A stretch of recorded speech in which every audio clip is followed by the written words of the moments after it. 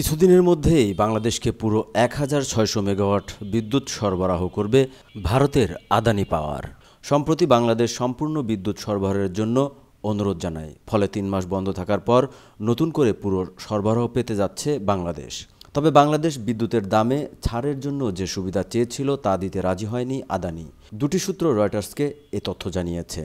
বিদ্যুতের মূল্য পরিশোধে বিলম্ব হওয়ার কারণে বিলিনিয়র গৌতম আদানির কোম্পানি গত বছরের ৩১ আগস্ট বাংলাদেশে বিদ্যুৎ সরবরাহ কমিয়ে অর্ধেক করে দেয়। এরপর গত ১ নভেম্বর ৮০০ মেগাওয়াট ক্ষমতাসম্পন্ন একটি বিদ্যুৎ কেন্দ্র বন্ধ করে দেওয়া হয়।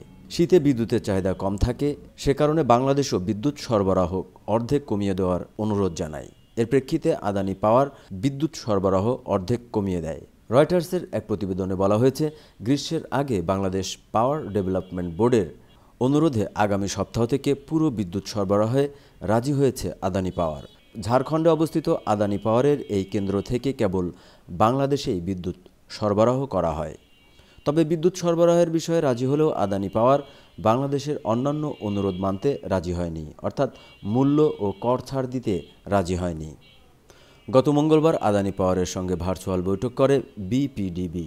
আদানি পাওয়ার সম্পর্কে একটি সূত্র রয়টার্সকে বলেছে, আদানি পাওয়ার ছাড় দিতে রাজি নয়, বাংলাদেশ কোনো ছাড় পায়নি। এর আগে Bangladesh power development board BPDB জানিয়েছে, বকেয়া পরিশোধের জন্য আদানিকে মাসে $85 মিলিয়ন দেওয়া হচ্ছে এবং এখন কোম্পানিকে দ্বিতীয় ইউনিট থেকেও সরবরাহ পুনরায় শুরু করতে বলা হয়েছে।